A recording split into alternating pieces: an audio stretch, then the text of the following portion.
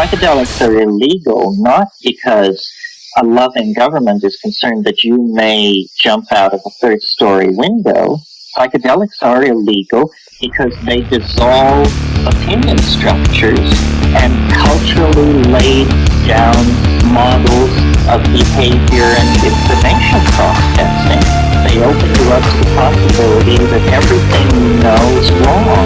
We don't need new laws that control our consciousness and rigidly place it in a prison. Cognitive liberty. The fact that as adults, if we're not hurting anybody else, we should have the right to explore the contours of our own consciousness without any mediation or legislation on the part of somebody else. Reject authority.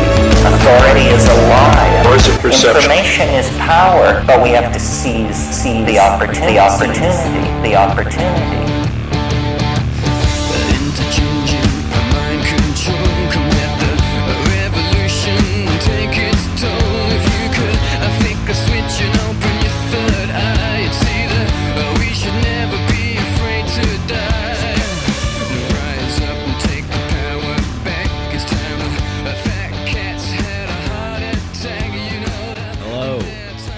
Good evening, good afternoon, good morning, good wherever you are in space and time. I am your host here, Mike Brancatelli, and this is Micadelic. Welcome to the show. Today's episode is just going to be me. It's going to be a solo cast, and it's going to be a continuation of an episode I did a couple ones back, talking about mental health. I was talking about mental health and the stigma in our society and depression and all kinds of other things, and talked a little bit about my personal journey and struggles. And so I'm going to be talking a little bit about that today, along with some other things, using psychedelics in a responsible way and using them in not a responsible way, seeking enlightenment, searching for truth, meaning, all of these things and more, and how it's kind of played out in my life. So if you're into this stuff, let me know. Just send me messages, give me feedback. I'm always looking for ways to give you guys what you want, or maybe stuff that you didn't know that you wanted, and then you get it and you're like, hey, that was pretty good.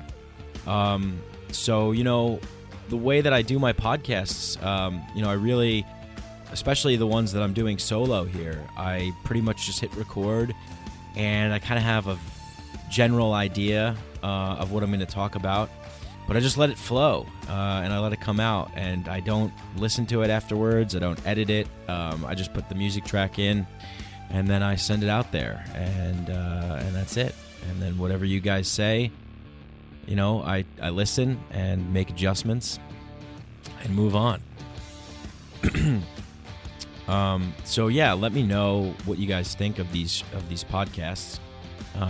Also, I've been thinking about ways to do, provide more content, do more things. I've been doing these live streams with Ed Liu, the host of Psychedelic Milk. Me and him have been doing these Google Hangout live streams every Thursday night at 10 p.m. Eastern Time.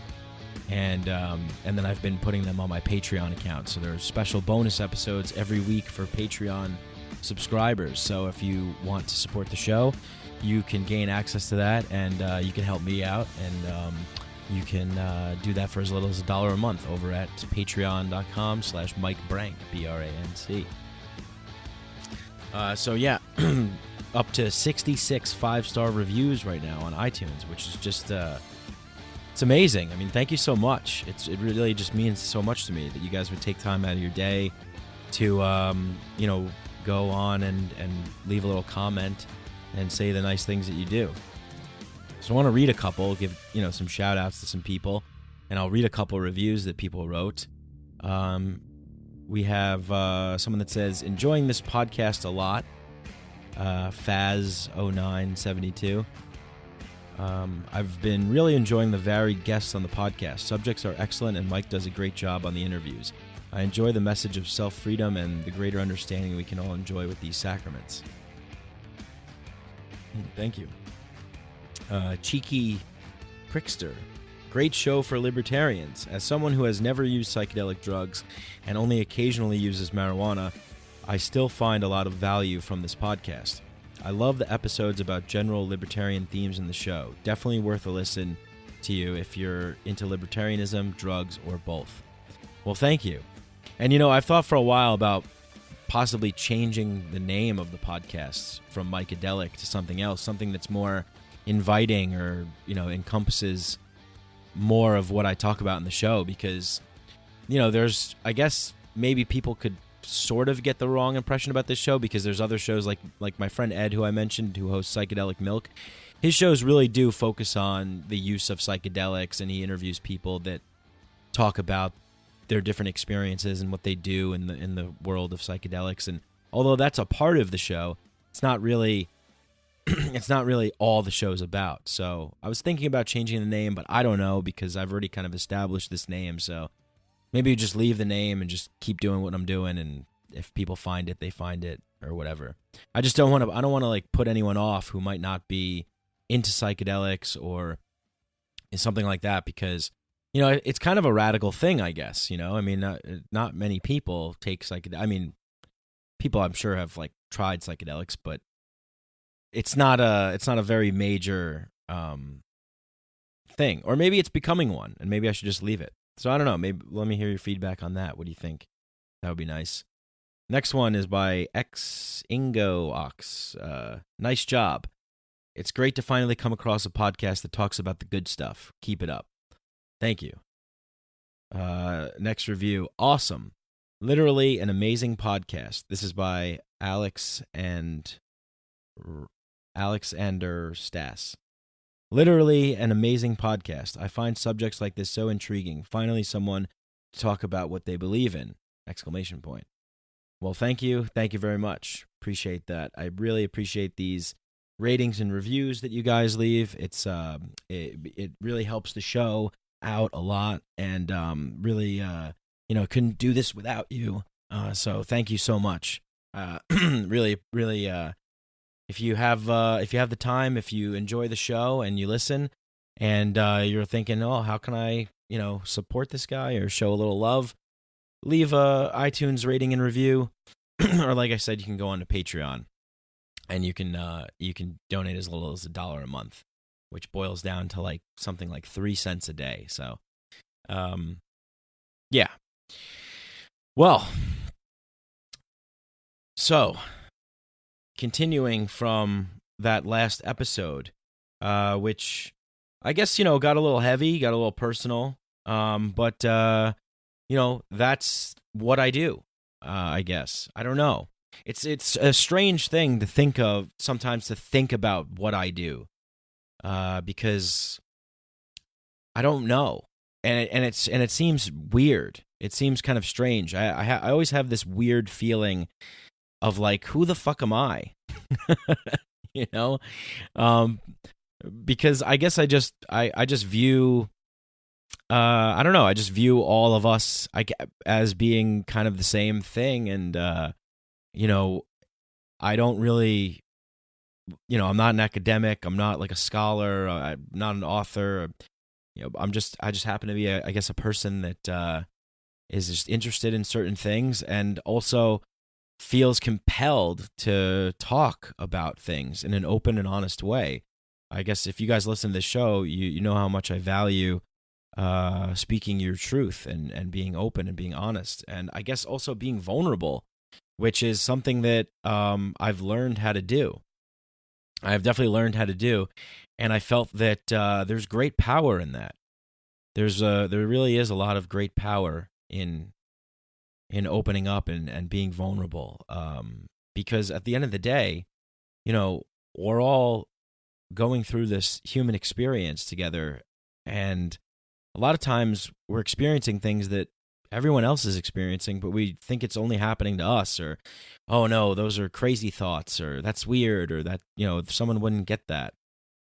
But chances are they will, and I guess it could be a little scary sometimes to really fully open up and admit, everything about yourself and who you are and where you stand and what you think. Maybe you're hesitant. Oh, I shouldn't share my opinions because, like I said, who the fuck am I, and blah, blah, blah.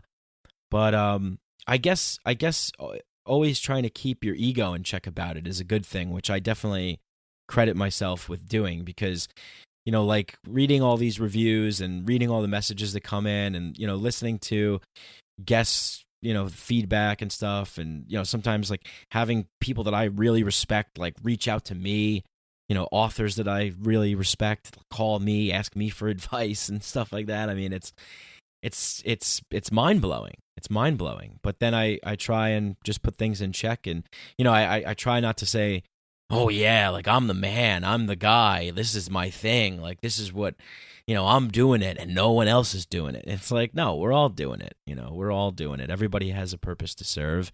Everybody has, everybody's communicating some level of truth from what they think, from their life experience, from their perception.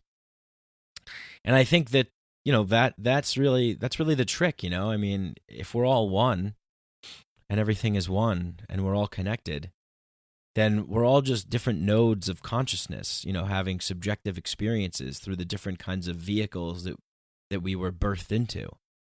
I'm in a human suit vehicle, and I'm talking about things that other people are probably thinking about or interested in, and maybe their particular vehicle doesn't really suit them to do that. So here I am. I'll do it for you. Don't worry about it. I got it.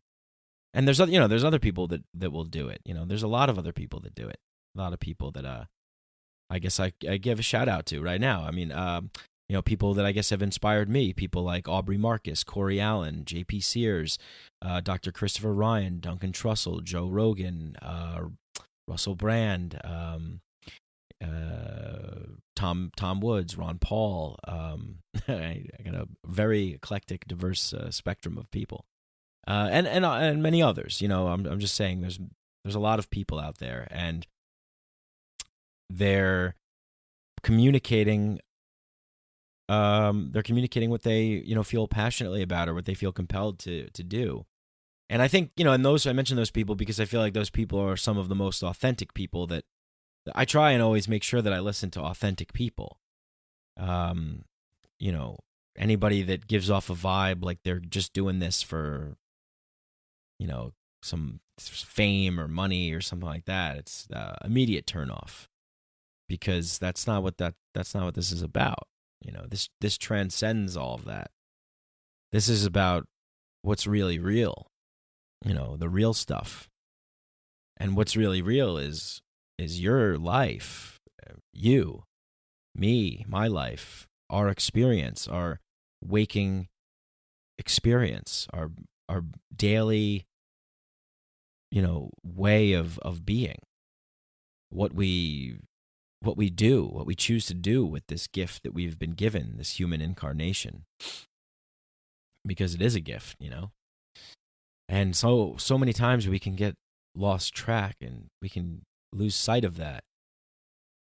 And it's easy to do because we've created all these games, that bog us down, and we think that they're all so important, and we're on this treadmill of progress and success and striving and hustling, and for what?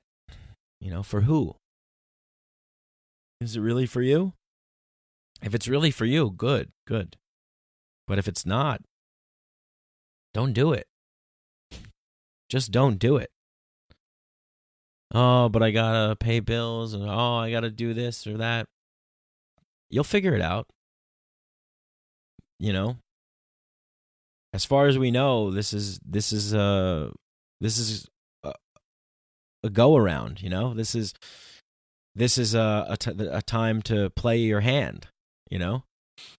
I always thought it was silly, people that follow strict religious institutions and their rules and regulations and kind of try and live by those, but they don't really live by them. They just kind of attempt to, and they're forcing themselves to do something that's not necessarily natural or doesn't feel right, all in the hopes to get to some better place in the end after they die. It's like, why would you gamble? Like, why would you, we know we're here now, so why would you gamble on some better shot or something later on? Why not just be who you are and say what you mean and feel how you want to feel and do what you want to do now?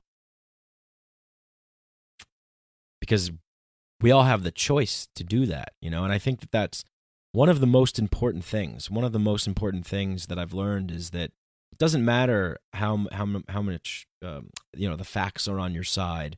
It doesn't matter what the numbers say and all these things. I mean, I've been screaming into a microphone for years, on Part of the Problem, my other podcast that I used to co-host with comedian Dave Smith. Don't these people get it? I mean, clearly, having a voluntary free society is the way to go. It's just, people are, first of all, number one, people are not responsive to when you're beating them over the head with things that are, to be logical and rational. It's just,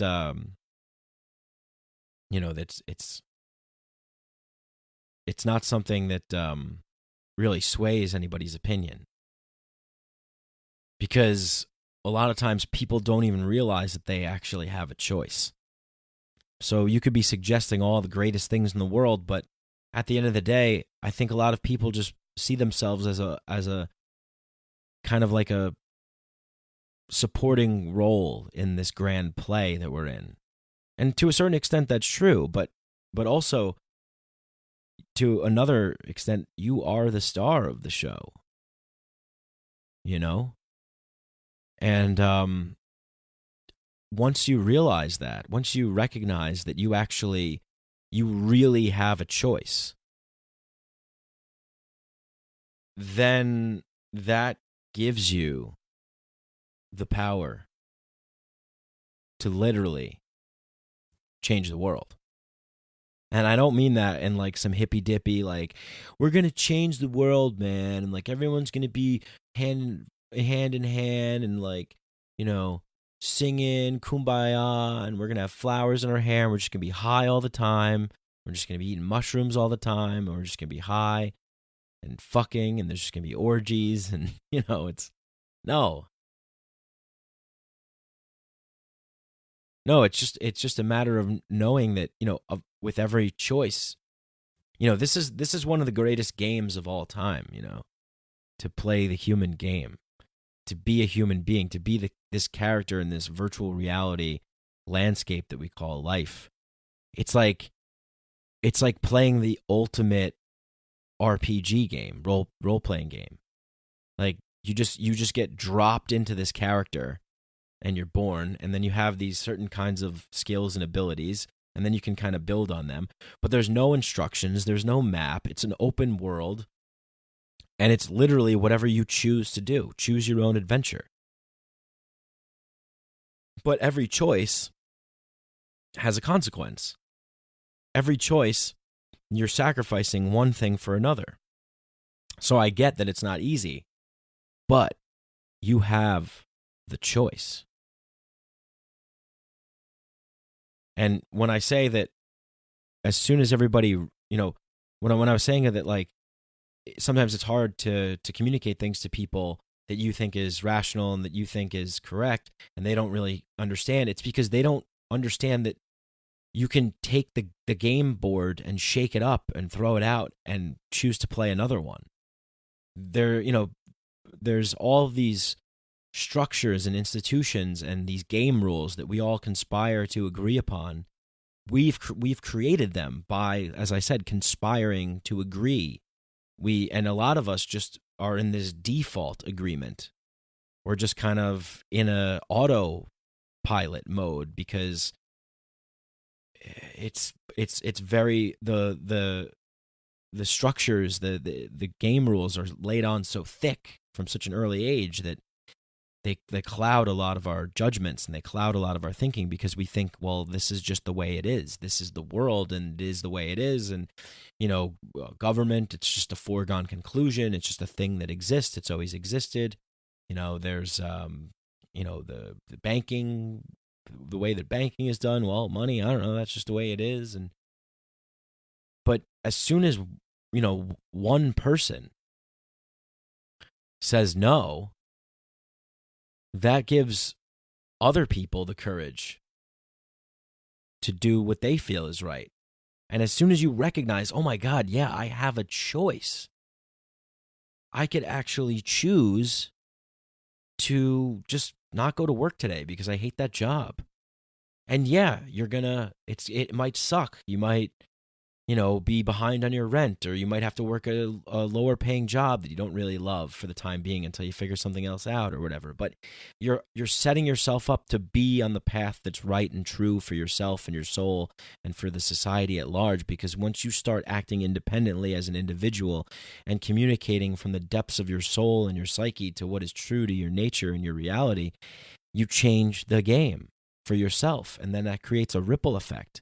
Because then if everybody starts doing that, that's how we actually literally change the world. That's how massive change happens. That one guy in that Tiananmen Square standing in front of the tank just was like, no. And that message resonated, and it hit everybody that saw that. If you haven't seen it, go look. The unidentified man standing in front of the tank in Tiananmen Square, I think maybe in 1980 or something. And he just said no. He just stood up to the war machine and said no. And the tank was trying to go around him. But I mean, it's such a powerful image. And I guess maybe sometimes we need, real true leaders, not these puppets who, just give us all, this lip service and create this alternate reality of weirdness and just anti-humanness that we all know something's not right. This doesn't feel right. Something's wrong here, but I can't quite put my finger on it. And we chalk it up to just, well, this is just the way life is. No, it's not. This is the way people who came before us decided on how life should be, and the way that we continue to go about living. We decide every day with every choice, with every action. This is the way life should be. But as soon as we realize we have a choice, we can pull back and we can start choosing the way that we really want things to be. And like I said, it's not easy, and it requires sacrifice. And sometimes that sacrifice is worth it, And it's, it could be uncomfortable too. Look, you got a lot of student loans and you can't pay them. What are you going to do? It's insurmountable. It was kind of a fucked up situation what happened. I got involved in it too. They were giving student loans out like it was water. And I thought, hey, if I just go to college, get a degree, everything's going to be fine. I didn't know anything. No one told me. Then you find out, well, it's not really what they said. I mean, is that right? Is it moral? Is it fair? Is it just? Is it kind? No. So you got to make a choice. What are you going to do? Are you going to get sucked into the system and conform and continue to try and, make sure you have good credit and make sure that you're an upstanding citizen and everything's paid on time? Or are you going to go, hey, fuck this shit. This is bullshit. This is fucking bullshit. We got ripped off. We got abused and lied to. They told us go to school, pay attention, do this, do that. You'll be fine. I mean, what the hell do we know? We're kids. And our parents, they were told the same thing. So it's all right,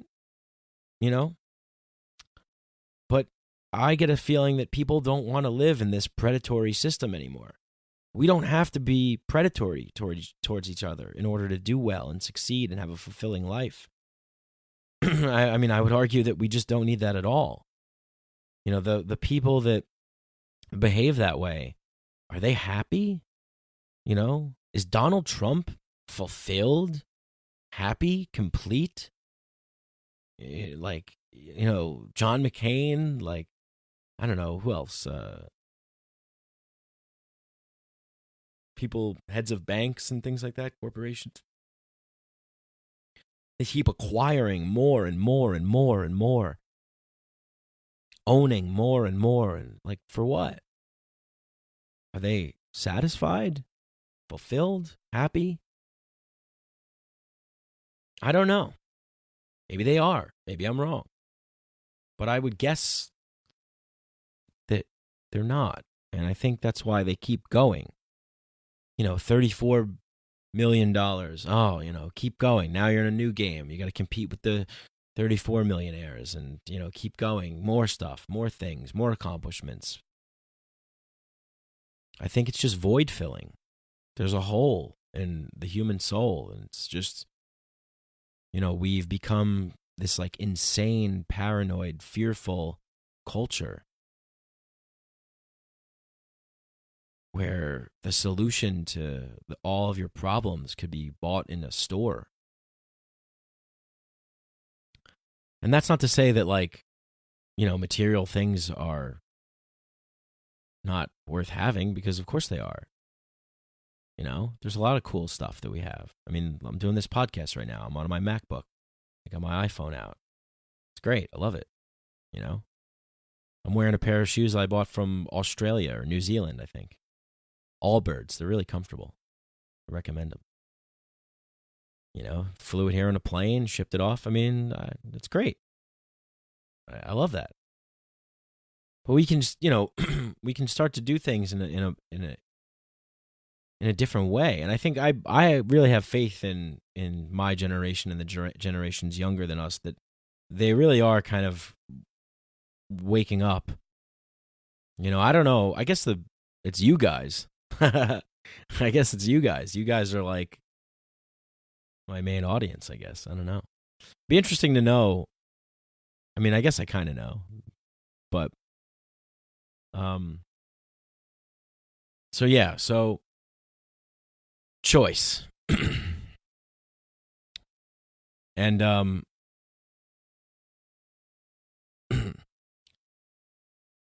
I think I guess I'm going to transition now and just kind of talk about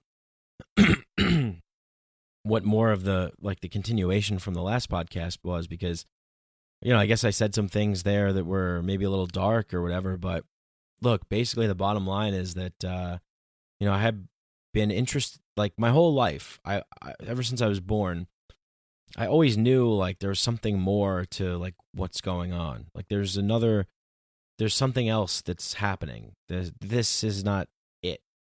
There's other planes of existence, other experiences, other kinds of versions of reality. There's more out there than just what I see in my little, suburban town.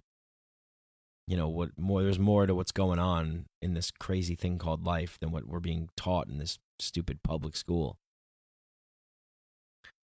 But I just didn't really know where to go or what to do, and it really wasn't until my first LSD experience that I really broke through and had a profound experience and was like, holy shit, everything is malleable. We can change things, where we can create our own reality. And there's a level of existence that we can choose to be happy in, that things aren't just the way it is.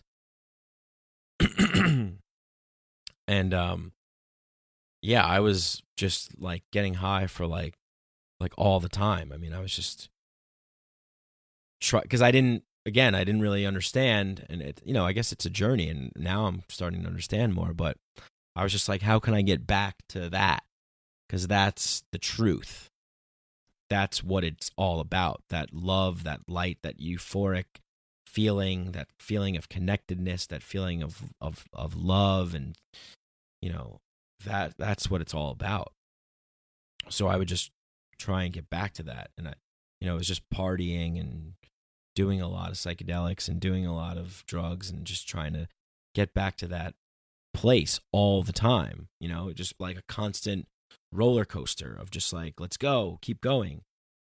And I was pretty much just high for a year straight. And then I came down. And I was like, what the fuck?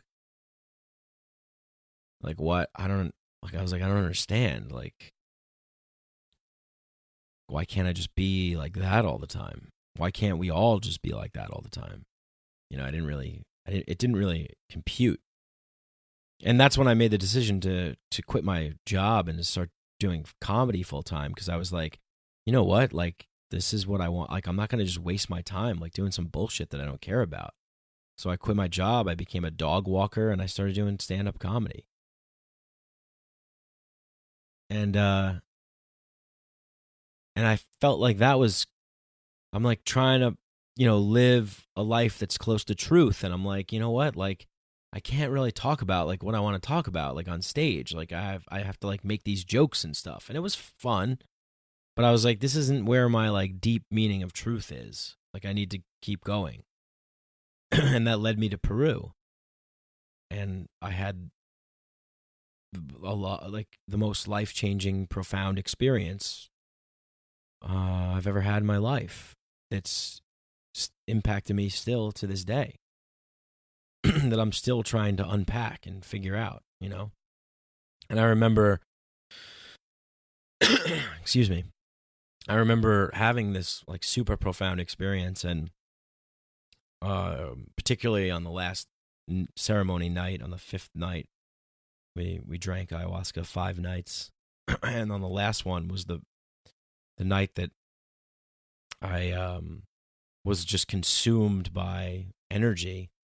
And other people in the room were like, yeah, this girl sitting next to me was like, I looked over and I just saw this like big ball of like white light like coming out of you. And like, there was all this in my mind, the way I was viewing everything was like it is a weird feeling, it's like, it's not like, oh, I was like fucked up on drugs, it's not like, oh, it was like, yes, I was so deep in the experience, but I was also like probably the only person that was standing up. Everyone else was either laying down or sitting, and I was just standing up in the pitch black, dark Maloka. And like, I guess the only way I could describe it is like convulsing or something, just like shaking. Like I felt just like an immeasurable amount of energy just rushing through my body, and I had the most euphoric feeling I could ever have in my entire life. And my thoughts were so crisp and clear, and I was just getting this like download of information and these visions. And when I looked, I saw like bright darkness, like I could see like clearly in the dark, and everything was kind of, everything was alive, everything was kind of vibrating and moving, but it was like, the best way I could describe it is like when at the end of the Matrix, when Neo sees everything in that code language, like that's literally what I felt like that's literally how I felt like I was, but not exactly with the green code. It was more of like kind of a transparent yet multicolored kind of secret language. Alex and Allison Gray, the painters, Allison Gray has this painting called Secret Language. That's exactly what I was seeing. The secret language. It was like on everything and like moving in everything. It was like this coded language, like a web, like a translucent multicolored web. and I was speaking like another language. I remember the next day, like several people in the ceremony were like, yeah, it felt like there was another, like, because there was like, I think 5 shamans in the room, and they were singing the Icaros, the songs. And they're like, yeah, it felt like there was another one singing like a different song. And I'm like, I don't know. I mean, I don't know what to make of all this. I was saying things. I was saying ya, su, sha, sa, ka, like all this weird, just repeating over and over. And I remember Dr. Tanya Mate was like, yeah, you're going through this like big experience. Let's see if you can kind of, channel it into the room. Just kind of, instead of having it totally like take you over and control you and make you just like shoot out all this energy in just random places and be consumed by it, where I was like shaking and speaking in this different language. She's like, like see if you can kind of focus and harness it and put energy into the room and not have it just be all wild and chaotic. I mean, at least that's what I thought she meant, you know? And I remember, you know, I went out to the bathroom and I just kind of like was like, all right, I guess I could, you know, do this. And I like turn the water on, and something about the water, like the calming of the water, I put my hands under it, and I like, in my mind, I was like, I guess channeling the flow, like the calm, the cool flow of the water. And I was like, yeah, all right, I get it. Like, be like water, you know? And then I went into the room and I kind of tried to like get my, you know, get it under control, or just, you know, contained or whatever.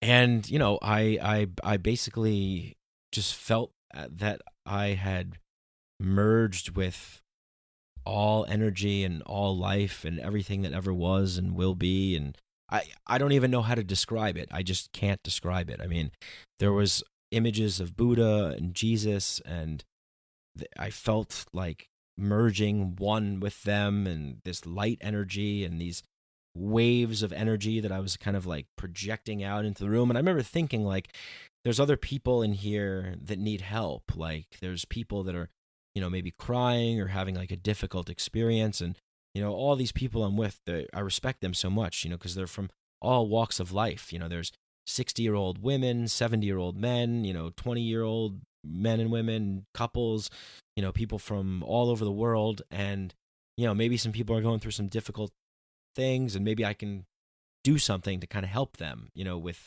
whatever's happening to me. You know, maybe that would be something good to do. And that's what I focused on doing. I like thought of everyone in the room, and I thought, like, who needs some love and energy, and, you know, and that's what happened. And I know this sounds completely nuts, you know, if you have never experienced psychedelics, and especially if you never experienced ayahuasca. I remember I was at a psychedelic conference a couple weeks ago, and someone was talking to me about, they were like, well, what, like, I was like, yeah, ayahuasca, yeah, I've done it, you know, it's pretty wild, you know. And they're like, well, like, compared to like LSD, like, how much stronger is it? And I'm like, it doesn't really work like that. It's not even on the same measuring, you know. It's not like it's like 10 times or 100 times LSD. It's just like, it's completely in its other ballpark. It's not even a comparison. It's just another thing. You can't measure it with the same tool of measurement that you would use for, you know. And I would say that about all psychedelics, you know. It's like LSD is LSD, psilocybin, you know, MDMA is MDMA, and DMT is DMT, ayahuasca is ayahuasca, and you just have to measure it within that, I guess, or whatever, if you feel like measuring it. But my ayahuasca experience for me wasn't about getting high, because I had tried that. Like I said, I had turned on, and I had all of a sudden, you know, the reason why I play like that clip from Terrence McKenna in the beginning of the show is because that's what I truly believe is the true gift of psychedelics. I mean, it was like, you know, when I had taken LSD, and for the first time, it was like all of the illusions were shattered. You know, people talk about taking the red pill, you know, it's like, that's what happened. It was like, all of a sudden, everything that I had thought of as a foregone conclusion, as a structure that's hard and set in society and life, I had always kind of had this feeling of like, oh, maybe it's not, I don't know what's going on here, something more. So that LSD experience reminded me. It was like, hey, buddy, you know, remember? And everything just crumbled down to the bare bones of nothingness. And I just started to reimagine everything back up and just go, oh, wow. And so the ayahuasca experience, when I went to do ayahuasca, I really went because I felt like I was carrying around some trauma, some things that were affecting my life, some things that were not good for me. And I wanted to go for healing, you know, because I had heard so many wonderful stories, you know, people saying that one night of drinking ayahuasca is like 30 years of psychotherapy in one night. You know, it's like, you hear things like that. You're like, here, it cured my depression, this and that. And you're like, wow. Like, I mean, I was dealing with some baggage and some trauma and some stuff, and I was like, you know what, I don't want this to hold me back anymore. I want to be whole and complete and be the best that I could be. I if I got to go and give this a shot, I got to go down there and do it.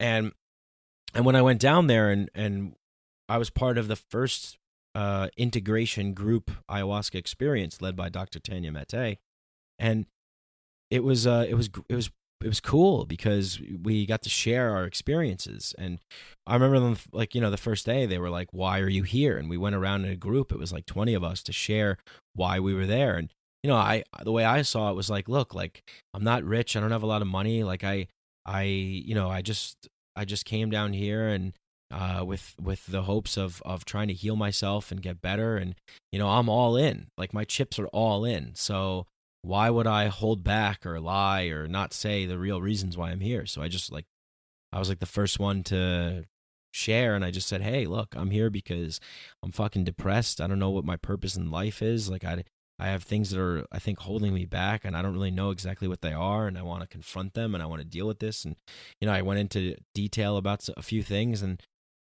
I heard from some people afterwards that were like, hey, because you decided to do that, like, it gave us courage to share and open up and to do that. And I'm like, yeah, well, I mean, yeah, like, why not? Like, we paid all this money to come down here.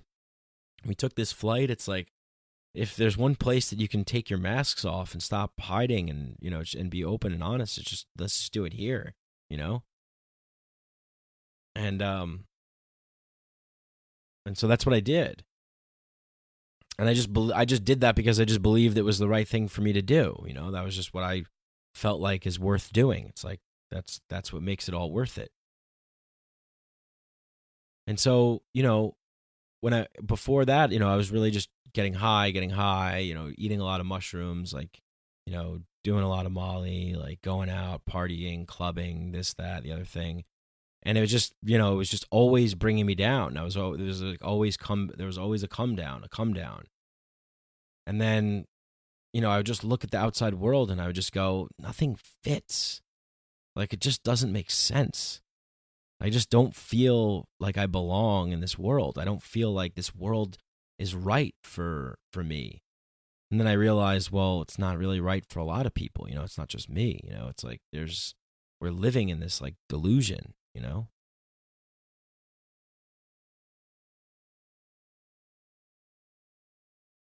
So I went down there for healing, and I got it, and I had that profound experience. And to be honest, like, that experience on that last night, I mean, I can't put it into words. I became a star in the sky. I was filled with energy rushing through my body. I was seeing Matrix secret language grid. Everything was vibrating and moving, and colorful energy was shooting out of me everywhere. And I was turning into a ball of white light, and I had become one with everything. I mean, do you know what it's like to be literally to become one with everything? Like, to feel, I mean, that love, that sense of love, that sense of unity, that sense of oneness, completeness, wholeness. Yes, everything has been answered. Everything's going to be okay. Everything is perfect and right and true. This is what it is. Holy shit. Wow. It's like being hugged by the universe. And then just having it, like, melt into you. And then you're just consumed with that power, I would say. Powerful, euphoric, love. Those are the words that come to mind. And the next day I woke up and everyone was supposed to meet, I guess, at like 9 a.m. or something. But I had such a crazy night that afterwards, I remember I went and sat in the like eating area after with Dr. Tanya Mate, and we were sitting there talking, and she's was like, yeah, you don't have to, like, understand what all this means right now, And at the time, I was just like, okay, yeah, I know what it means. Trust me, that's where my ego comes crawling back, and But she was right, It's like I didn't need to know what it all meant right away. and I wasn't going to be able to understand it all right away. And I now understand the power and the necessity of responsible integration, afterwards, where I kind of just paid lip service to that because I thought I got this, because I thought that I had really, like, if we were at like the psychedelic carnival, like I hit the jackpot. Like I took the mallet and smashed it down, and it rang the bell up top, and I won the big bear. That's how I kind of felt. Like I was like, I got it. Like I get it. I experienced 1,000 years.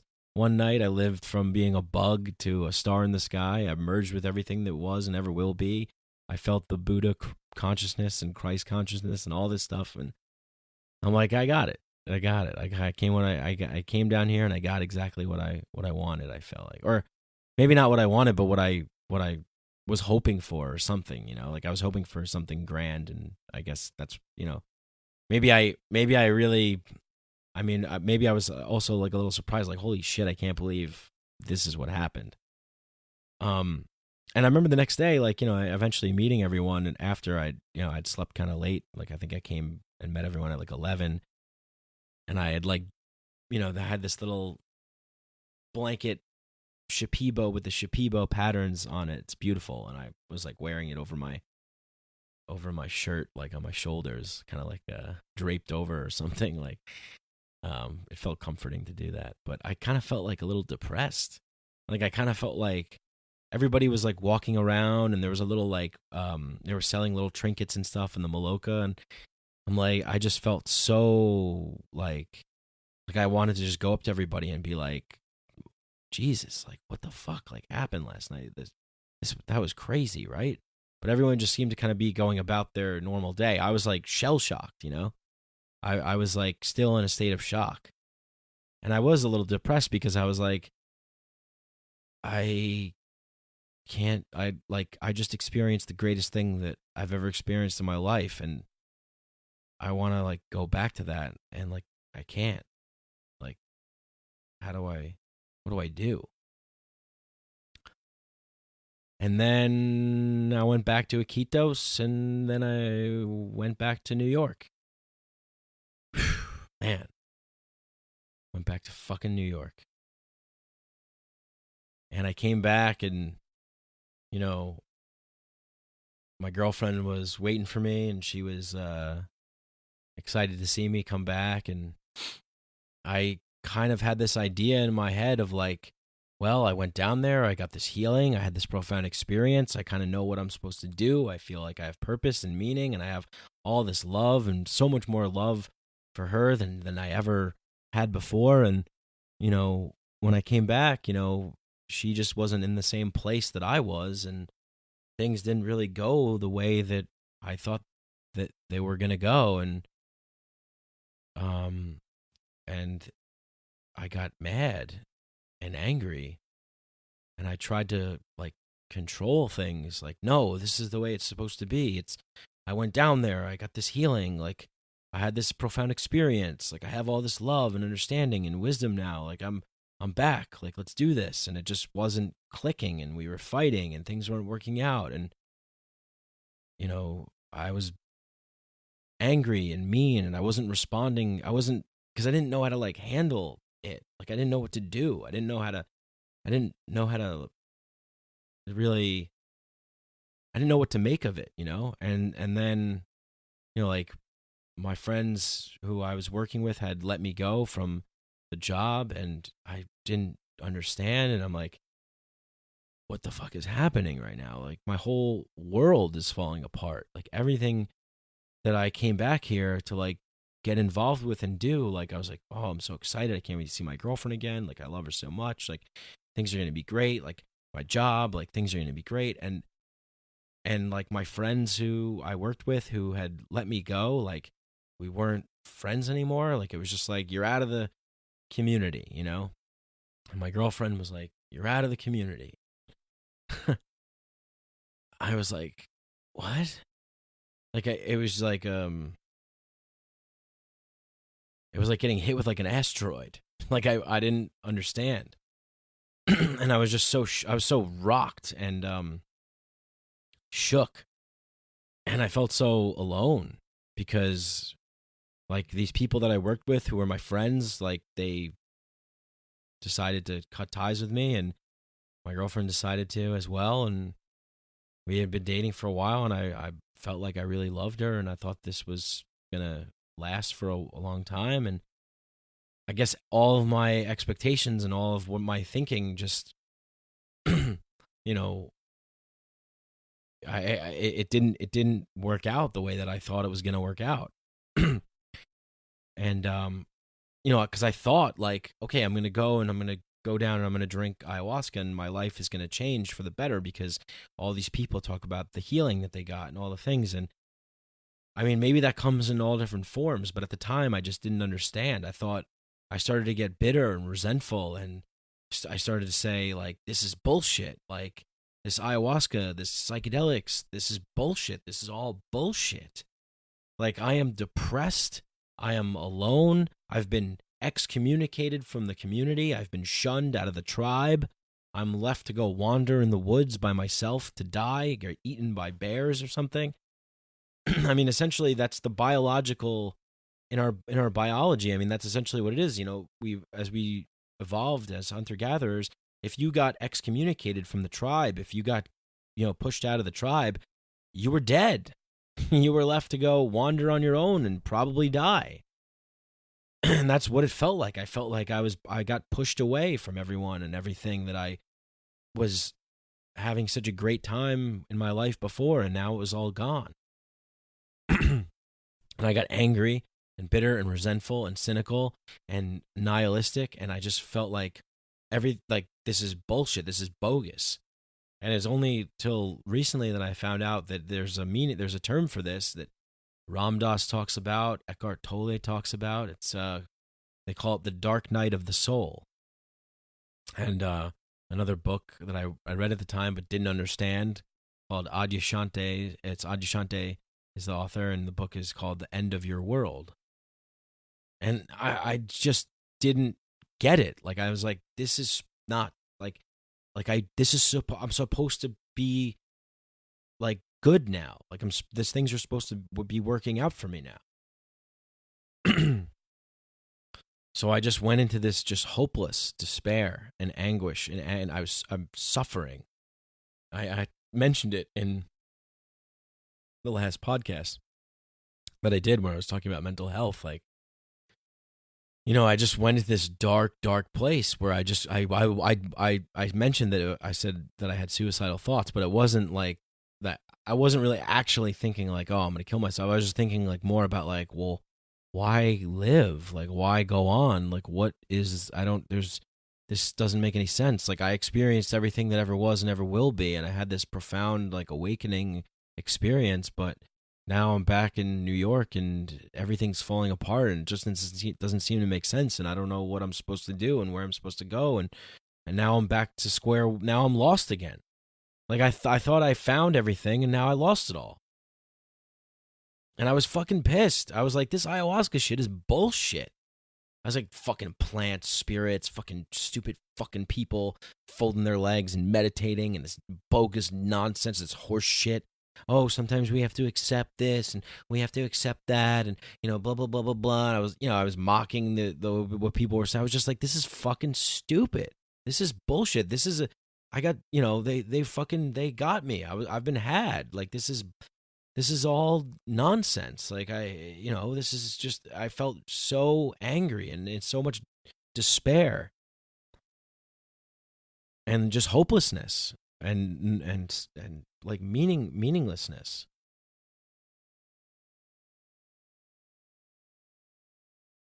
And then I realized that, like, I mean, it went on like this for a long time. Because I couldn't figure out, how do I fit back into this world? What do I do? What do I do now? Everything that I had given so much meaning and purpose to is gone now. And, you know, I'm alone.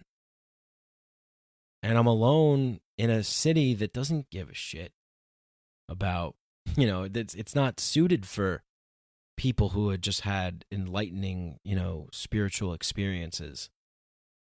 I mean, I'm like, what? Like, everything just seems so strange to me. Like, wait, now, like, am I gonna get like a job, like, and just like do something? Like, I couldn't put it together. I couldn't understand. And so the only thing that was left for me to do was to just wallow in despair. And I just rotted away. And I pushed myself to record podcasts. I pushed myself to continue with doing what I was doing. And, eventually I quit doing Part of the Problem. And that was another part of my old life that had gone.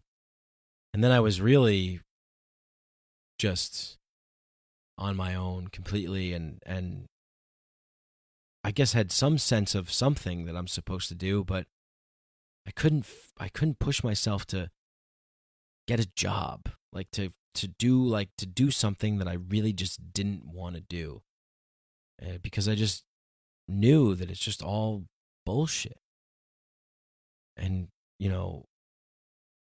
I just laid in my apartment and like resented everyone and everything, and just felt angry all the time and depressed. And I now realize that it really all did come from me not understanding, not trusting the process, not having patience, and not listening to the people that are talking about integration work and daily practice and doing things in the proper way, and kind of like accepting what is, and trying not to want to control everything and make everything the way that I think that it should be. And why don't these people get this message?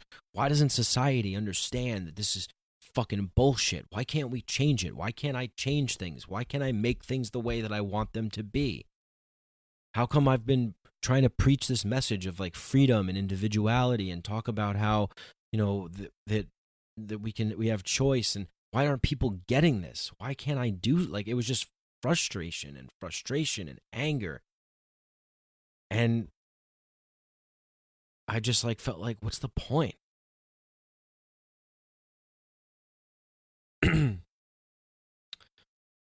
So, I'm like, I gotta do something. I gotta move. I gotta do something. I gotta just, I don't know. I gotta do something. Because, I mean, I guess I also tried just trying to get high again, just more and more, just let me see if I can get back that way. It's like, oh, you already went in that fun house like once. Just remember, it's not as revealing as it once was. You already got everything. Alan Watts has a saying. He's like, once you get the message with psychedelics, once you get the message, hang up the phone. And I kind of get that, but I think you need to place a call every once in a while, to make sure that there's still someone on the other line. There's always more to learn, but I wasn't doing it in a responsible way. And,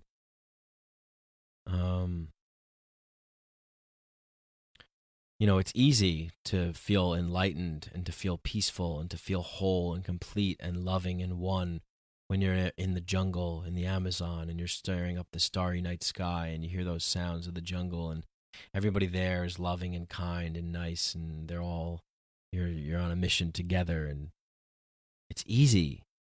Then you go back into the city, into Manhattan, into the honking car horns, into the yelling people in the streets, into the rowdy crowds of, boozing and girls breaking their heels, guys puking, throwing up on each other, trying to get into fights, cop cars, sirens, subway stations, Trump, the news, elections, this, that, more bullshit, yelling and fighting with people on Twitter, this.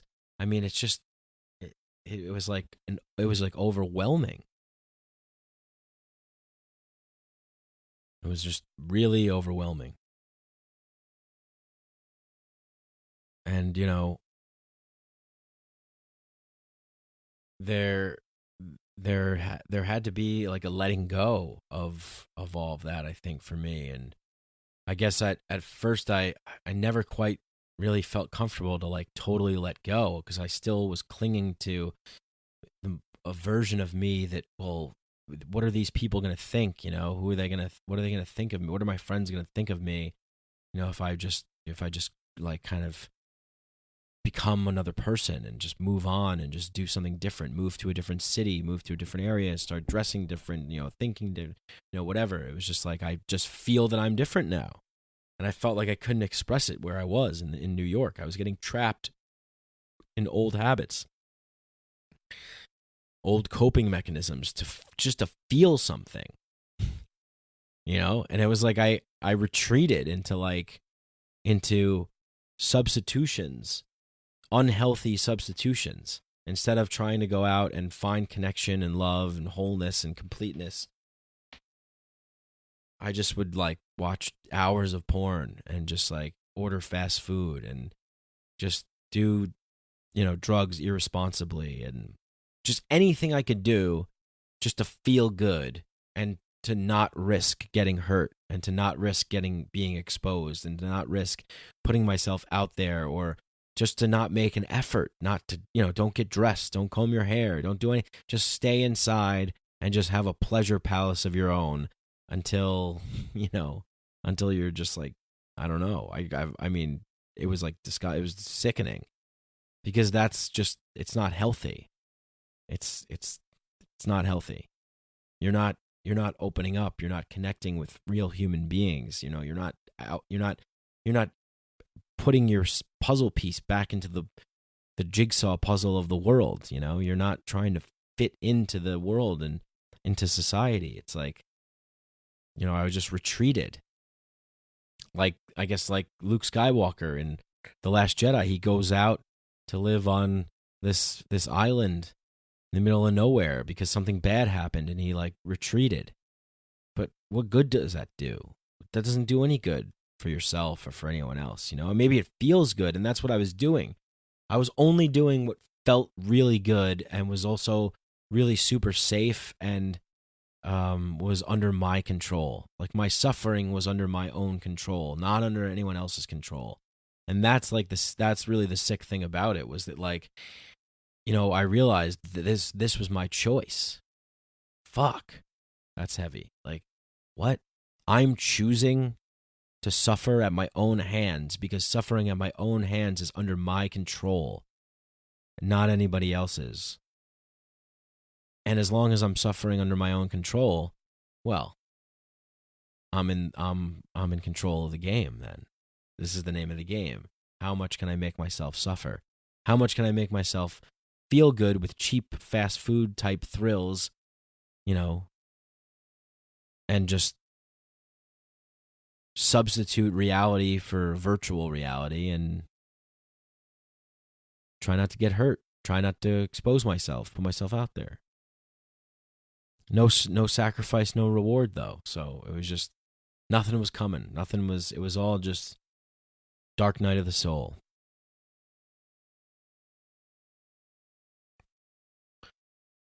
And I would think, like, I would just look at other people and I would be like, look at them.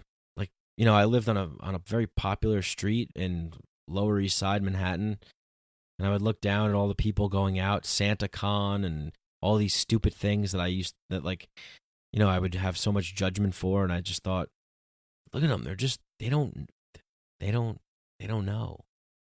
They don't know what I know.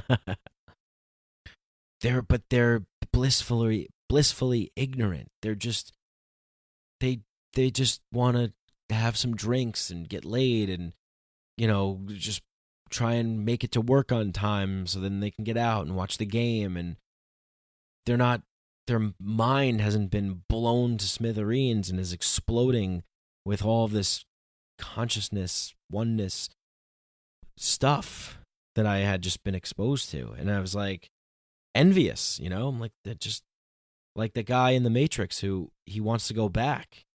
You know, I forget it. He was on The Sopranos. I forget the name of his character. He's like looking at the steak. You know, he's like, I know this steak's not real, but I'm still enjoying it.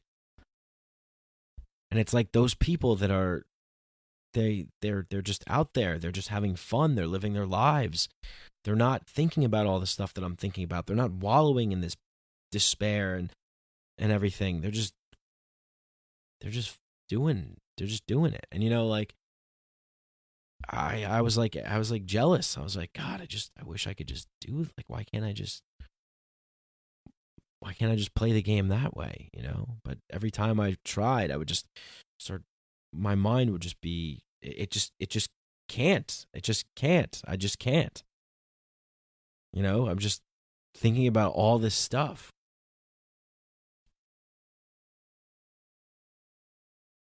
And, you know, I guess I was frightened.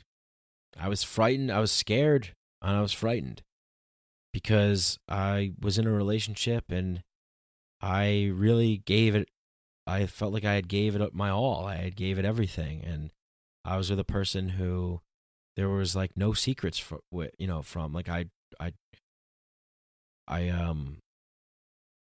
tried to like really, you know, tell her everything and share everything. And I kind of almost felt like, you know, like, why me? Like, why'd this happen? Like, you know?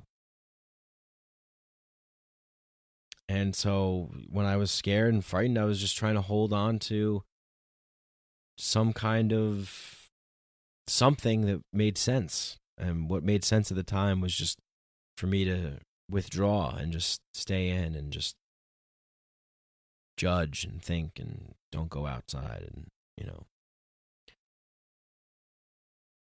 But,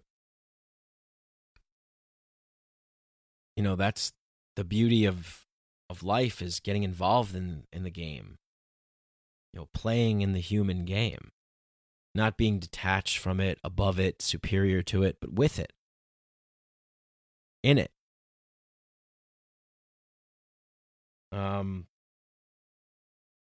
And, you know, I just, my frustration was like, hey, I'm awake and I see through all of these illusions, and I'm frustrated because I don't want to be plugged into a society based on illusions and bullshit. Like, I'm like a kid, like standing outside and being like, you know, hey, can Timmy come out and play or whatever? And, you know, they're like, oh no, Timmy has to like do his chores and his homework. And I just want everyone to come out and play. Like, I'm just like, hey, like, we all have a choice here. Like, we can choose to just make the world a better place and do things differently. But it all starts with individuals waking up and just going, wait a second, I don't have to do any of the things that I'm going to do today. I can just choose to do whatever I want to do. And then we can totally change society. Of course, how does that happen? Because not everyone, people, you say that to people, they go, oh, sure, okay, sure, yeah. Well, there you go. Then it's not going to happen. Right? It's so simple. It's really as simple as that.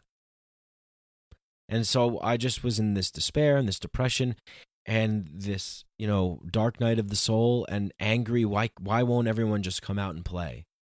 Don't they know how good it is over here? Don't they know the truth? Don't they want to be exposed to the truth? No.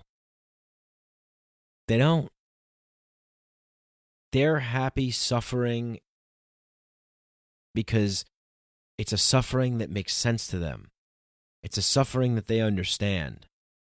Once you have a profound spiritual experience or an awakening experience, and all of your illusions have been shattered, and everything has been ripped to the core of the bone marrow, everything is broken down to its conceptual origins, and you see everything for the naked truth that it is, and you view life in matrix vision,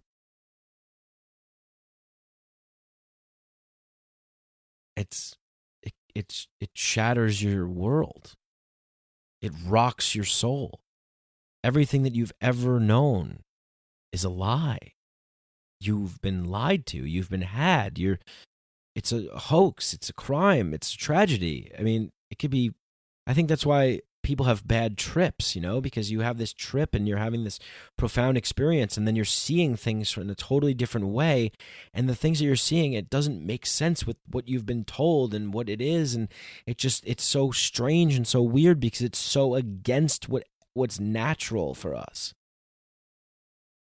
We're living in this artificial world that's deranged and insane because it's been cut off from the connection that direct experience with psychedelic substances can offer, the direct experiences with these magical medicines that can put all of the world into perspective for you and all of your life into perspective for you, and you no longer fear death, and you know that everything is just a construct, and you know that it's all an illusion, but you make the choice to choose to create something better.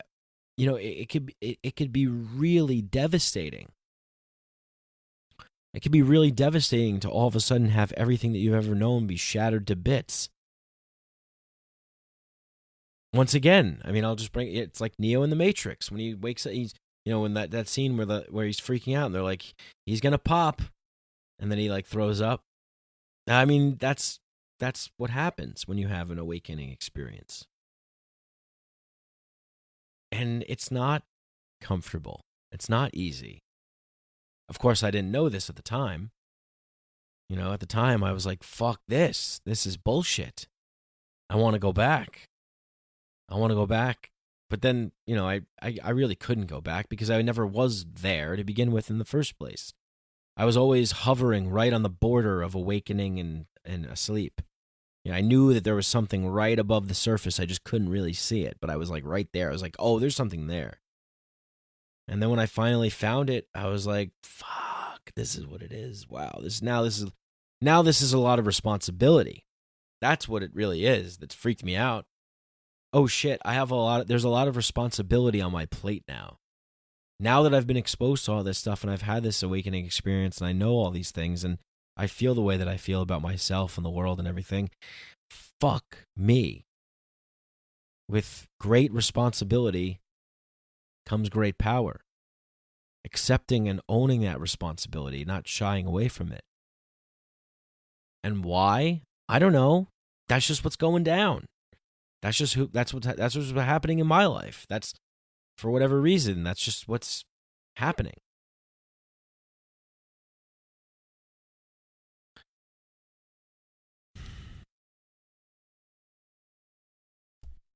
And so, it's just like my whole life has just been like trying to get to the truth, trying to get to meaning. What is it all about? Why are we here? What does this mean? What is this? What are we supposed to do? How can we do it? It's just, these have been the questions that have been in my mind since I was born. Why do I have to listen to you? Why do I have to do what you tell me to do? Why am I here? What does this mean? What are we doing? Why can't we do it differently? And I've just been beating my head against the wall. And I've been getting high and coming down and being like, fuck, this isn't working. It's supposed to be different. When I was at Coachella in 2012, I had this profound LSD experience, and everybody there was high and happy and loving and fun, and it was just a big love fest, and the music was incredible and the people were incredible, and I was like, this is the potential for the human spirit. This is the potential for the world. We can do this. We can be this. This can happen. And then you go back into the world and you realize it's a lot harder than you thought. You can't just flip a switch. And even if people do take these substances, there's no guarantee. I was listening to a talk that Ram Dass gave where he quoted Houston Smith, and he said LSD can produce a spiritual experience, but it's not necessarily guaranteed to produce a spiritual life.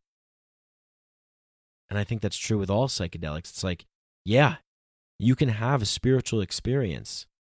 You can have a profound experience, but that, But then you go back to your job at the accounting firm, and what do you do then? You know? Are you going to continue to try and live that sort of that life with that new information, with that psychedelic mindedness, with that spiritual enlightenment? How do you do it? How do you do it? How do you do it when we live in a world that's so against it? It's so against everything that the real, primordial, cosmic, mystery, spiritual experience offers. The direct experience that you have with these substances, the information and the wisdom and the vision and the feeling that you get, how do you then go back into a society that is against that? Its very institutions and its structures, its foundation is predicated upon fear and paranoia and anger and abuse and conflict and aggression and coercion. It's sick. It's crazy. It's crazy how opposite of a world we live in than it is to our true nature. And when you take psychedelics and you have that eye-opening experience, you go, yeah, this is what it's all about. It's all love. It's all real. We just have to choose to make it real. And I guess I learned something, and that learning was that I chose to suffer. Why the fuck would anyone do that? I don't know. But from things that I read, back to Ram Dass again, he was saying that suffering or despair is the prerequisite for enlightenment. So maybe the suffering was necessary in order to get me to the point where I'm at now, where I've finally realized all this stuff. Maybe I had to go through the trip, I had to live the experience, go through the journey. I mean, that's a lot of what I talk about. A lot of what I think and what I talk about is from me living it, from experiencing it, from thinking and pondering and, walking around aimlessly and just thinking, just thinking and thinking and thinking and talking and seeing what you guys have to say about it.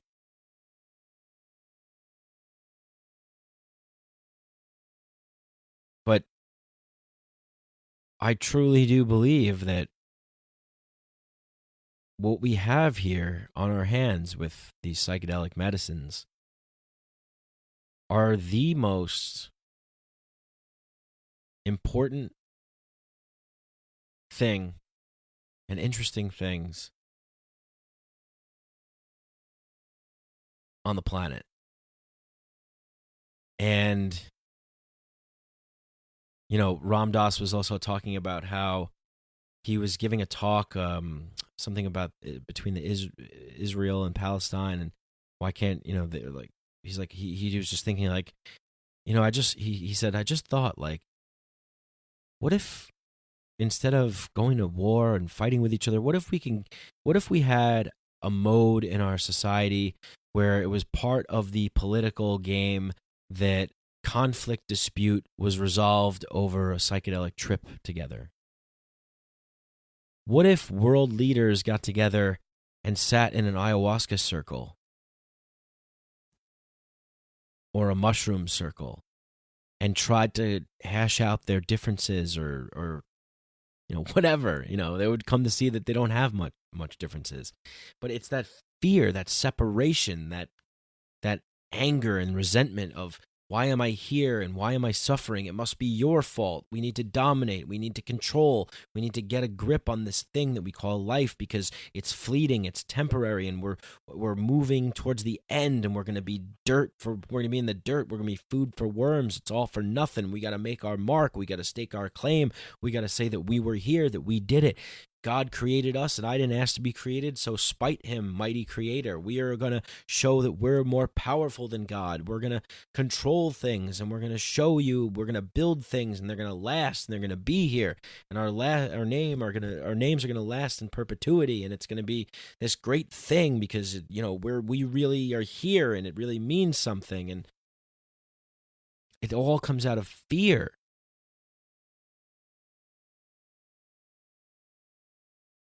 And fear and jealousy and bitterness and all of those things. And yeah, I mean, I would have to think, like, if psychedelics were an accepted part of society, that we could really have interesting types of institutions or interesting types of organizations that work to heal people and to awaken people and to get people to lift the veil of illusion that's clouding their judgment and that's creating so much separateness in their lives. Separateness from the one. And then viewing people that are different than us as the others and dehumanizing them and killing and murdering and marching across the globe, like, dominating and oppressing. And hasn't it been enough? Haven't we done this? Haven't we played this game long enough? And every society, every civilization that ever builds up to this great thing always winds up eating itself. It collapses from within because it becomes too deranged. It has severed the connection. We have cut the umbilical cord from our human species to the mystery of the cosmos and the wonder of nature and the awe of being connected to the plants and the planet and the animals and everything. We are alone. We are suffering. And we are not aware of it. And then we take it out on everyone. And we're so distracted by all of this technology and all this stuff we call progress, but we're lacking in our souls and we're lacking in our spirits. And it's real. This isn't woo-woo. There's nothing woo about it. It's real. If you want to know why there's so much pain and anger and suffering in the world, it is because we have defied our nature and we have decided to control it. We have brought too much order into being in fear that chaos would swallow us whole, and that the chaos of nature and the cosmos and of God will eat us. And instead of trying to live in balance and harmony with it and try and surf the waves of life and reality, we say no. We say fuck that. We say let's burn it all down. Let's entrap ourselves and enclose ourselves and in more and more order, bigger government, bigger corporations, bigger banks, print more money, arrest more people, throw them in jail, more pills, more pharmaceuticals, more people addicted, more prescriptions written, more food, more fast food, more sugar, more this, more people being sick, more people being suffering. Just so much trying to control, so much order. More order, more police, more military, more TSA, more rules, more regulations, more laws. And it's maybe with good intentions, but it's wrong. We're not machines. We're human beings. We're these amazing biological globs of goo and these sacks of meat with these bones. Someone posted a meme, I forget what it said. It was something like, you have nothing to worry about. You're a ghost inside of a meat vehicle with bones or something, driving around a city of stardust or something like that. It's like, it's pretty cool. It's like, yeah, Yeah, exactly. And so, out of our fear, we have decided to try and, as a human species, just develop all of these mechanisms to control everything, to predict the future. I used to work at a company where we relied heavily on data, and we would just go by the data, and we would never really innovate anything really shockingly new. We would just do something similar based upon the data and never stray from the data, And it's like, okay, that might work and that might be successful, but you're not living fullest in the human spirit. You're not really biting off all of the fruit, You're just nibbling a little bit. And so, look at Star Wars, right? The First Order. So much order that it becomes chaos. And so the thing that we fear the most, the chaos, that winds up that's the thing that we wind up getting, because we fear and we attract more fear. We hate and we attract more hate. So, everything that we project outward that we don't want, we get, because we're projecting it outward. We're saying I don't want fear. I don't want fear. I'm afraid of fear. I'm afraid of fear. Well, you're going to get fear because you're afraid of fear. So that's what you're going to get.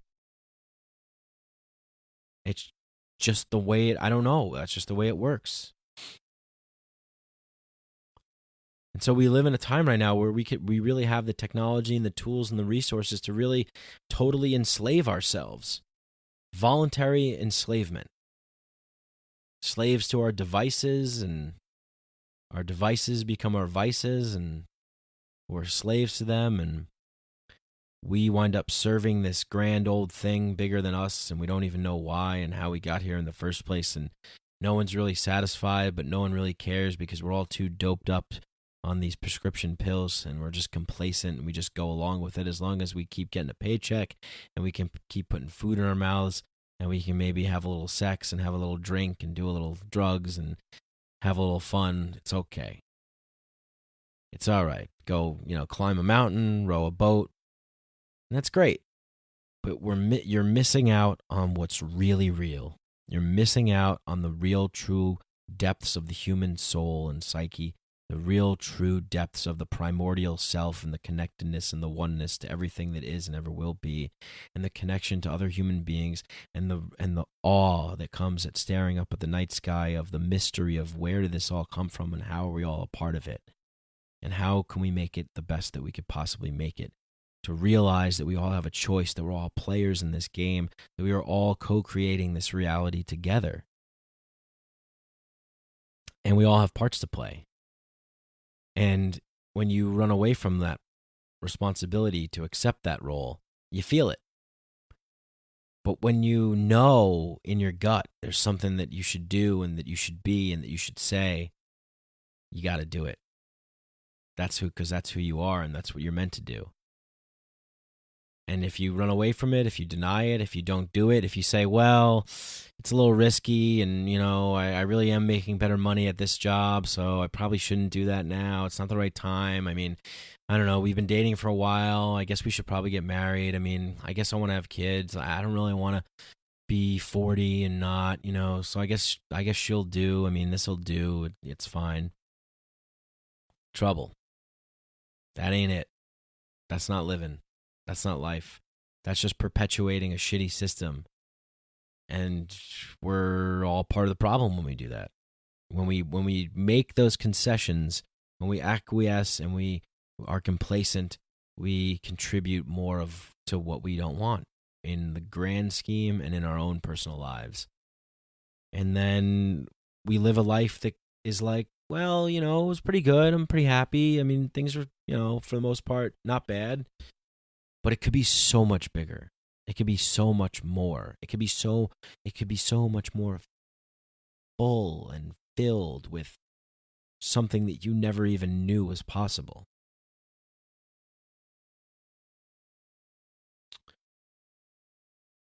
And I just want to say, you know, thanks for listening to these episodes that I do here, and I hope that, you know, these are good. Once again, you know, I just turn on my microphone and I just start talking. I mean, let me know what you think, you know. I mean, if you think that they could be better or I could do things differently, I'll make some adjustments, you know.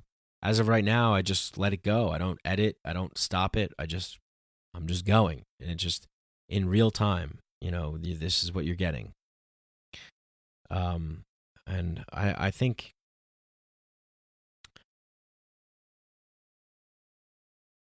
we have the power to change society by convincing people that they actually have a real choice. That they get to choose. It's not easy. Like I said, it's not easy, and it comes with sacrifice. It's not a utopian dream or a vision. It comes with great sacrifice and maybe great pain and suffering.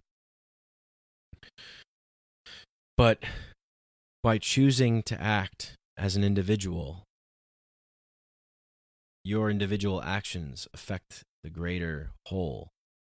And that's how we move the needle into seeing a world that reflects what we want, what we imagine, what we fantasize about, what we think, oh yeah, like if only things could be like this.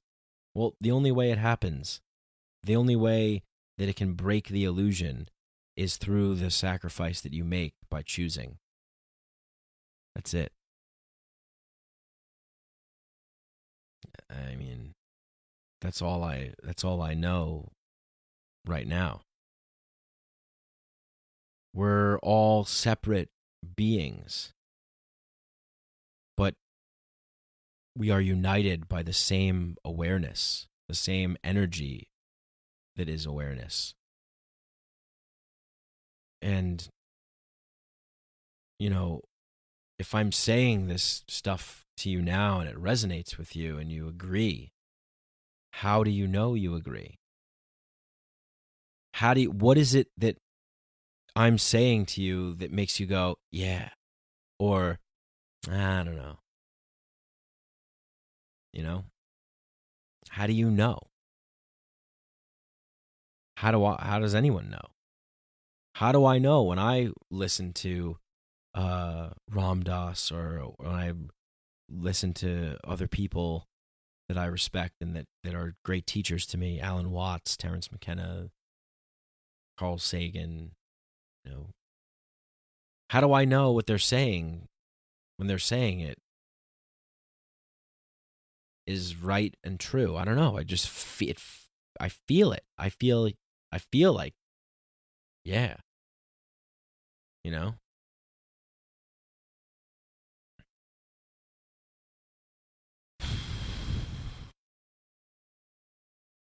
So, you know, I've definitely learned a lot in this past year.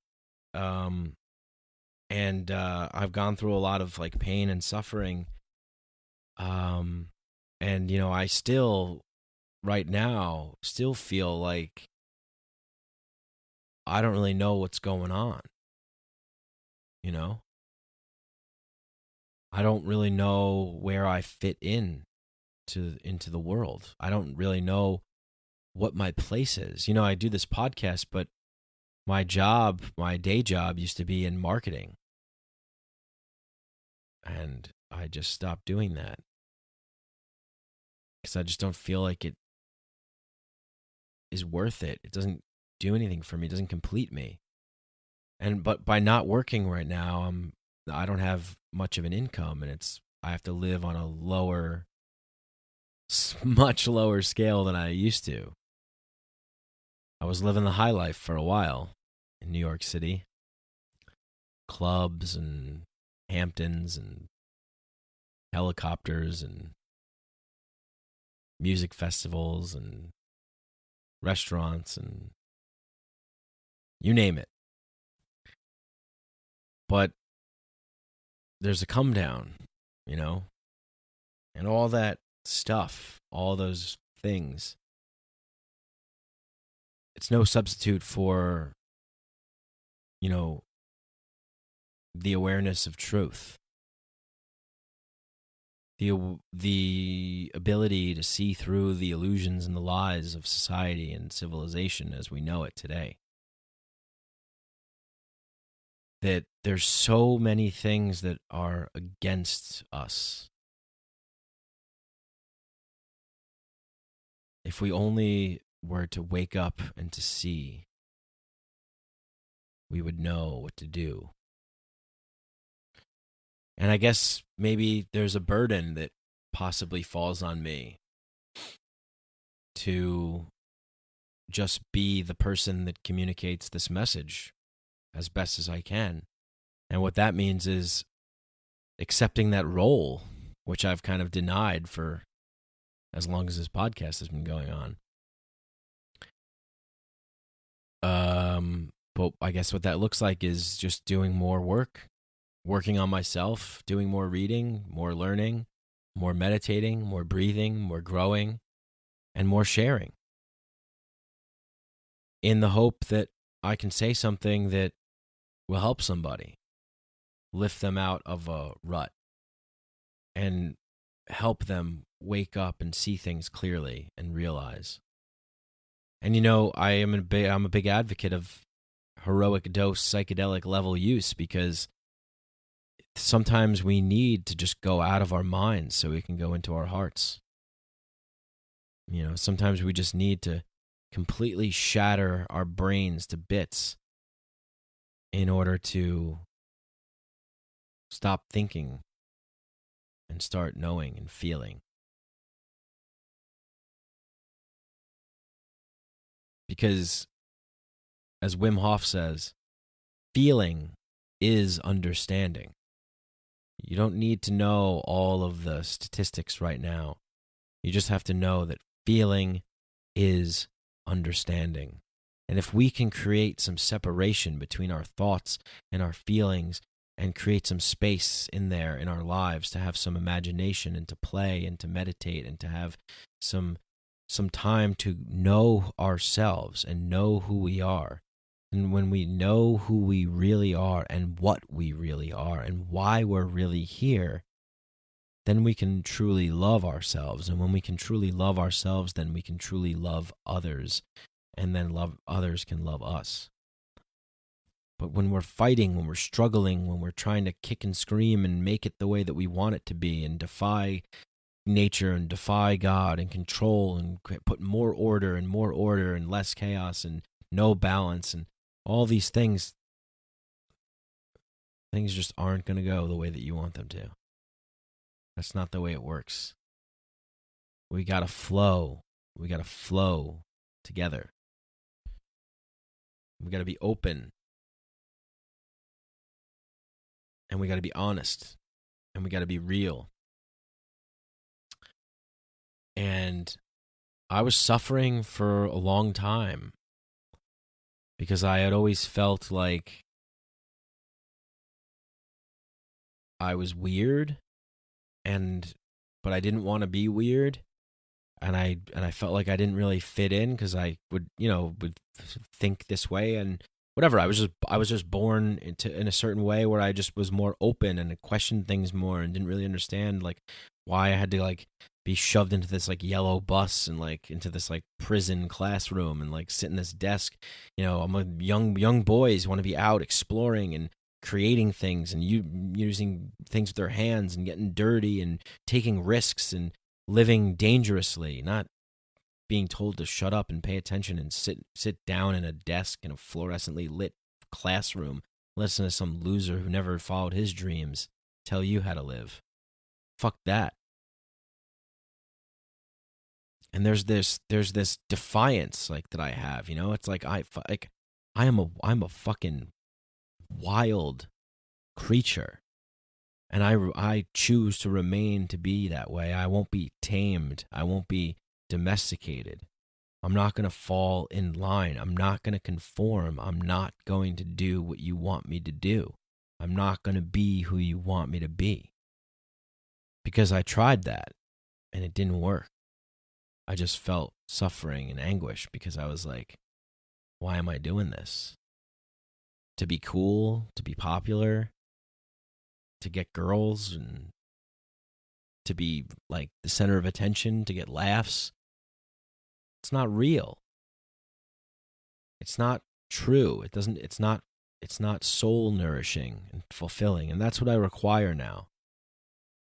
I require soul nourishing, fulfilling, enlightening things. And one of the most important things is helping other people. Because I feel so good if I can communicate my experience and my suffering and my pain and what I've thought and what I've realized to help someone who is maybe going through something similar. And you guys could always message me if you're going through anything, and I'll talk to you. And we can work it out, together.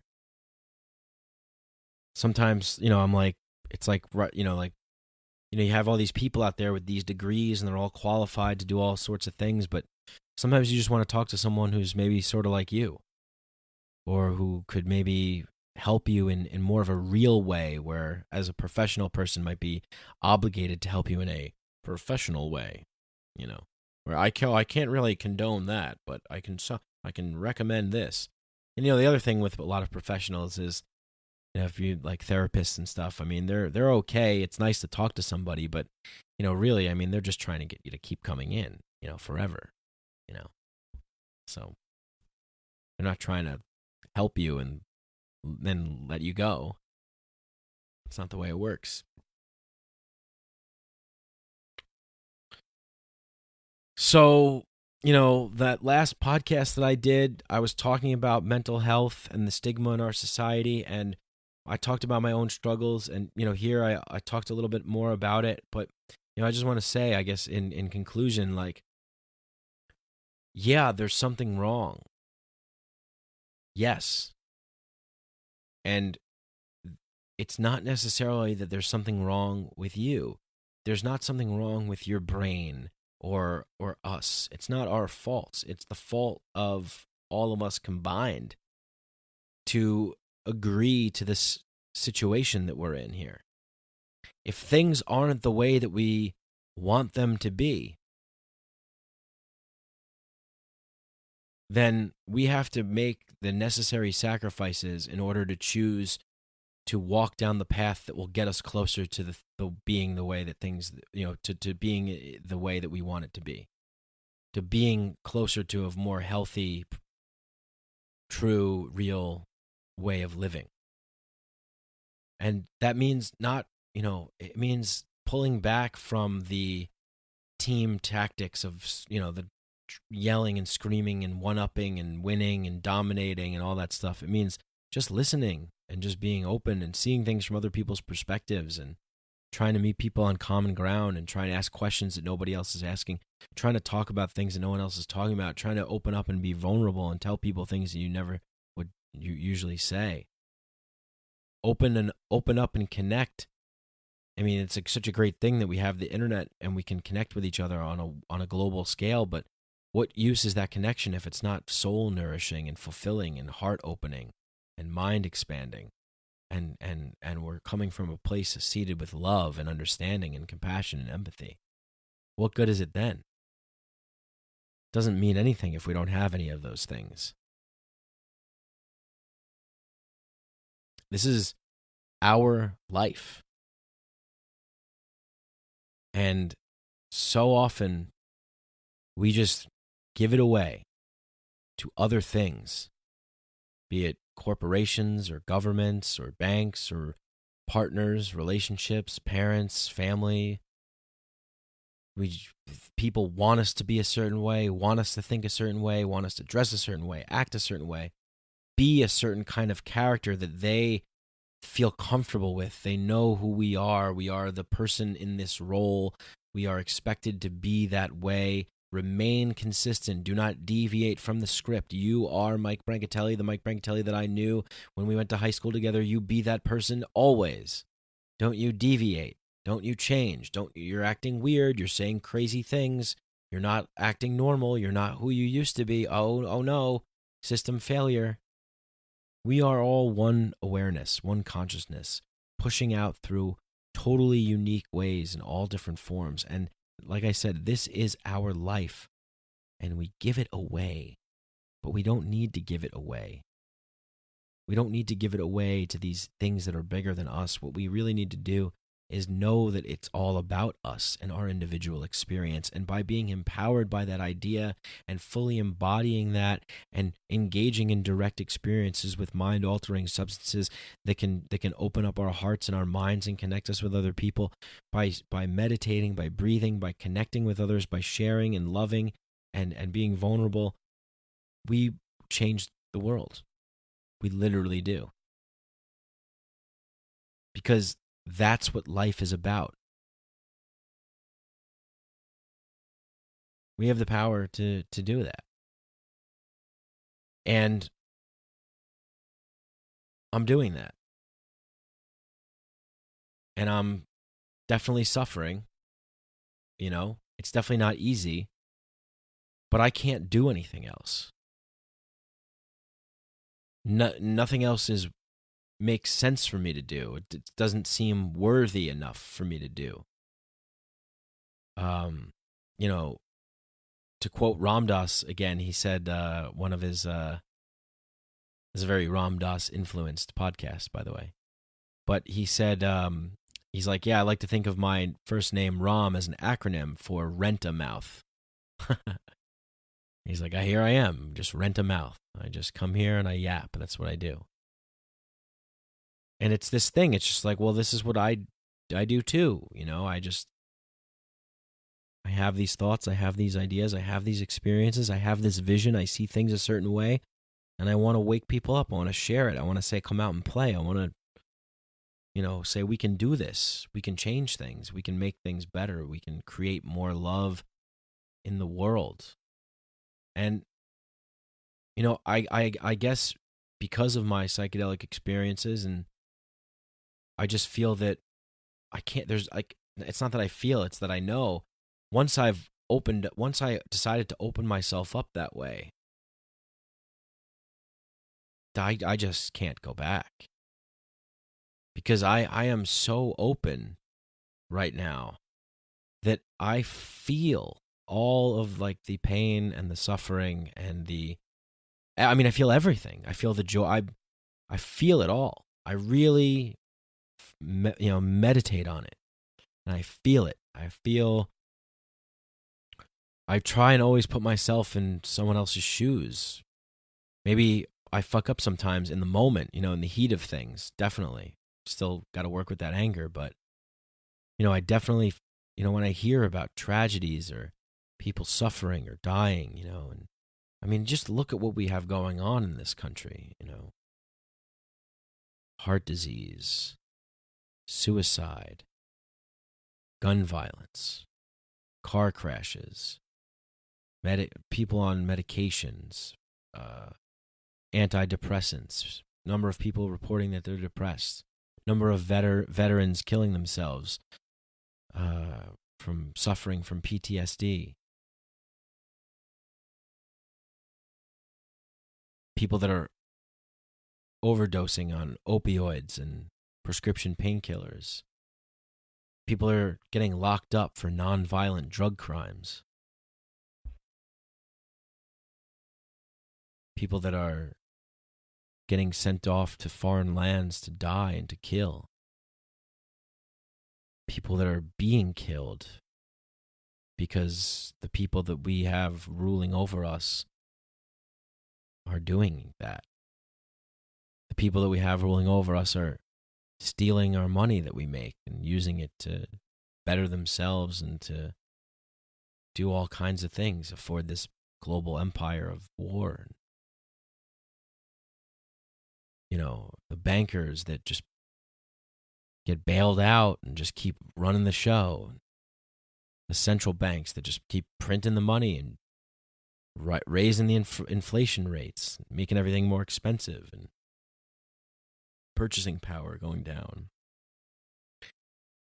And the aggressive attitude that our police have. They go out looking for trouble, looking to write tickets, looking to make quotas. We live in the upside down. If you watch Stranger Things, We live in the upside down. We live in a world that's backwards. But we made it this way. But we made it this way because those were our best ideas at the time. And like I said, in order to balance chaos and order, we went too far on the side of order, and we wound up getting the thing that we didn't want, which was too much chaos. We tried to defy God and say that we got this, we can control everything. We are creators as well, and we can create better than you can create. I'll show you. And look at where it has gotten us. So much pain, so much suffering, and so much needless pain and suffering. And then again, it's all perfect, right? It's all the way it is because that's the way it is, because that's what is. Yeah. But what kind of a game would this be if it wasn't an interesting, if we didn't choose to fight to make things better? Because that'd be pretty cool if we could. And at the end of the day, that's all that I really want. I guess I do what I do because I experience suffering, and I see suffering, and I see a way to change it. And the way to change it isn't, for me, it's not through apps. It's not through, devices and virtual reality. And for me, it's just maybe taking psychedelics and in a responsible set and setting and having a profound experience, and then trying to integrate that into a daily practice of meditating and breathing and exercising and eating right and practicing what you preach, helping others, feeling grateful, having gratitude, and just living that way.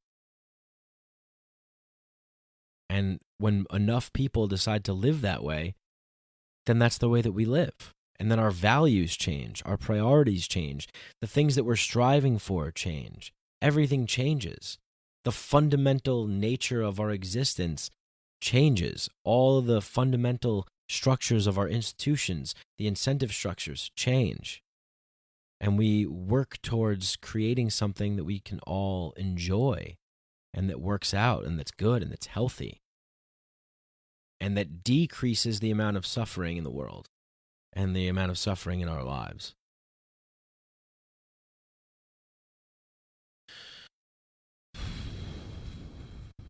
And, I believe that we're in a time right now where all of our basic illusions are being exhausted from society. I think that's Arthur Miller said that, a society is ready to change when all of its illusions have been exhausted. When people aren't buying into all of the bullshit anymore. And you could tell that the media and the governments and the banks and everybody, they're freaking out. They're freaking out. They're clinging on and holding tight to their structures, their organized order, their structures. They're panicking because they're a dying breed. They're becoming obsolete. We are evolving. People's hearts and minds are opening, and we are learning to come back into harmony just a little bit more. To not have full unity, because that full unity, that's no fun, right? That's like when I merge with everything that ever was and ever will be. Well, where's the fun in that? You're just this ball of energy and you're just this one thing. No, that's not the game. The game is to separate and then to it's like a game of hide and seek, to find each other and to try and get back to that place where we're not all that ever was, be, and ever will, and as just one thing, but we're close. And we're separate enough that we all can have fun in our interesting little unique games and our unique experiences. Because that's what makes life worth living, is the diversity of uniqueness.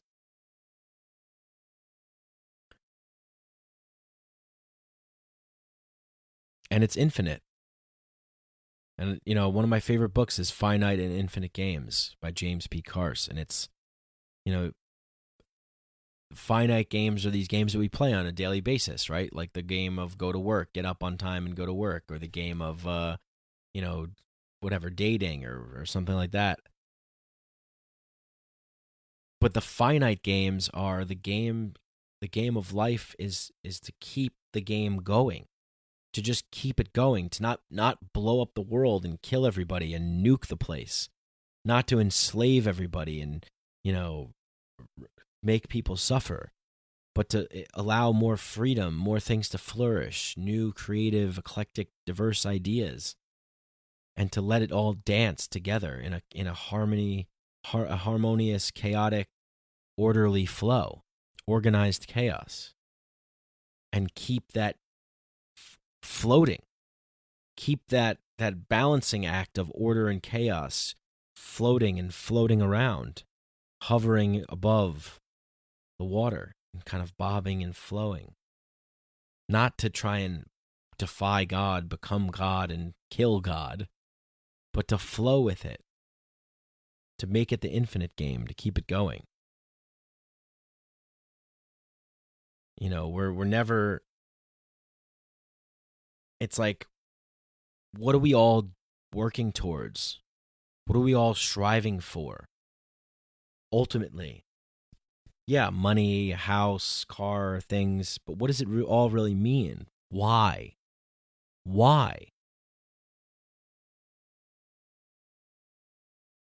And I would argue that there's a deeper reason for why we're doing all these things, and if we could just have a moment to stop and think and to create some separation, that we could really truly know who we really are and what we really want and what we're really doing, and take a look at what we're doing and know that maybe we're a part of the problem, and try and come back and try and do things differently, make sacrifices, and walk a different path.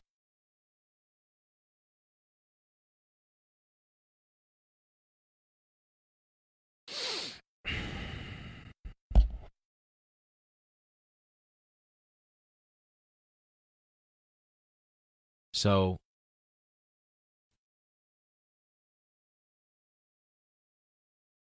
that might be it for today, for this episode. Let me know what you guys think. Let me know if you found this to be helpful, and let me know if you like these kinds of episodes and you want to hear more like this, and I'll do more like this. I'll try and maybe organize them a little bit better, because sometimes I'm not so good at doing that. I just kind of go off the cuff and just say whatever comes to mind at the time, but maybe I'll put together some episodes that deal with like specific kind of challenges and things like that, specific themes for the episodes. But yeah,